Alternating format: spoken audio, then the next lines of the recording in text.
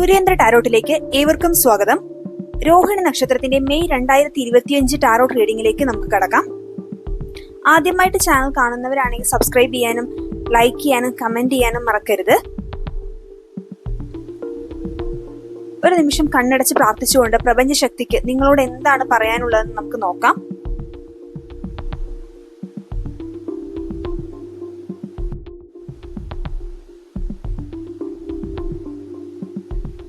Knight of Pentacles, Four of Wands, Eight of Swords, Ace of Swords, The Fool.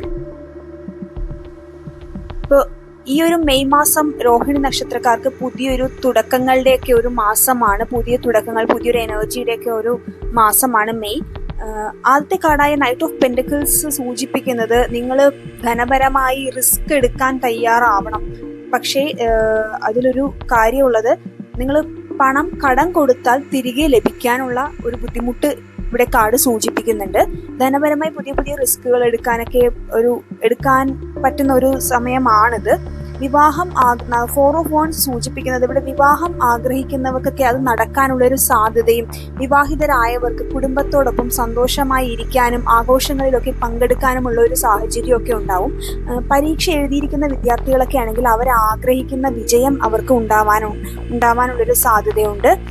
തൊഴിൽപരമായും ബന്ധങ്ങൾ അല്ലെങ്കിൽ റിലേഷൻഷിപ്പിന്റെ കാര്യങ്ങൾ eight of sorts എന്ന card സൂചിപ്പിക്കുന്നത് നിങ്ങൾ അമിതമായ ചിന്തകൾ കൊണ്ടുള്ള ഒരു കെട്ടുപാടുകളിൽ ആവാനുള്ള ഒരു സാഹചര്യം, നിങ്ങൾ അമിതമായ ചിന്തകൾ കൊണ്ട് തീർത്ത ഒരു ജയിലിനുള്ളിൽ കിടക്കുന്ന പോലത്തെ ഒരു ഫീലിംഗ്, ഒന്നും ചെയ്യാൻ സാധിക്കാത്ത പോലെ, അങ്ങനെയൊക്കെ ഒരു സാഹചര്യം നിങ്ങൾക്കുണ്ടാവും. പക്ഷെ അതെല്ലാം ഒരു മിഥ്യമായ ഒരു ചിന്തകൾ മാത്രമാണ്. അതൊക്കെ മിഥ്യയാണ്. അപ്പൊ നിങ്ങൾ അതിൽ നിന്ന് നിങ്ങൾക്ക് പുറത്തു വരാൻ കഴിയും. പക്ഷെ അത് നിങ്ങൾ സ്വയം വിചാരിക്കണമെന്ന് മാത്രം. നിങ്ങൾക്ക് മാത്രമേ അത് വിചാരിച്ചുള്ളത് സാധിക്കുകയുള്ളൂ.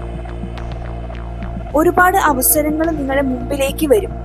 പുതിയ പുതിയ കാര്യങ്ങൾ തുടങ്ങാനും പുതിയ കാര്യങ്ങൾ ചെയ്യാനും ഒക്കെ ഉള്ള ഒരു എനർജി അല്ലെങ്കിൽ ഒരു അവസരങ്ങൾ ഒക്കെ നിങ്ങളുടെ മുമ്പിലേക്ക് വരും. അത് നിങ്ങൾ ഉപയോഗിക്കണം. അത് ഒരുപാട് ബുദ്ധിമുട്ടുകൾ നിറഞ്ഞ വഴികളായിരിക്കും ആ ഒരു യാത്ര എന്ന് പറയുന്നത്. എങ്കിലും ഒരു യൂണിവേഴ്സ് അല്ലെങ്കിൽ പ്രപഞ്ചശക്തിയുടെ ഒരു സപ്പോർട്ട് നിങ്ങൾക്കുണ്ടാവും. അപ്പോൾ ആ സപ്പോർട്ട് കൂടി നിങ്ങൾ ആ ബുദ്ധിമുട്ടുകളെയൊക്കെ തരണം ചെയ്ത് മുൻപോട്ട് പോകണം എന്നാണ് ഇവിടെ ഏസ് ഓഫ് സോർട്സും ദ ഫൂൾ എന്ന് പറഞ്ഞ കാർഡും ഒക്കെ സൂചിപ്പിക്കുന്നത്.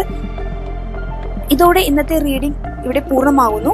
റീഡിംഗ് ഇഷ്ടമായെങ്കിൽ നിങ്ങൾ ഇവിടെ പറയുന്ന കാര്യങ്ങൾ നിങ്ങൾക്ക് റിസോണേറ്റ് ആവുന്നുണ്ടെങ്കിൽ കമന്റ് ചെയ്യാൻ മറക്കരുത്. ഏവർക്കും ഒരു ശുഭദിനം ആശംസിക്കുന്നു.